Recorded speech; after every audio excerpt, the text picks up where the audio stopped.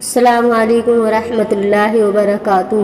بسم اللہ الرحمن الرحیم۔ اللہ کے نام سے شروع جو بہت مہربان نہایت رحم والا ہے۔ حضرت ابو ہریرہ رضی اللہ عنہ سے مروی ہے کہ حضور صلی اللہ علیہ وسلم نے فرمایا، جب اللہ تعالیٰ نے زمین اور آسمان پیدا کیا تو پھر سور کو پیدا فرمایا اور اسرافیل علیہ السلام کو دیا۔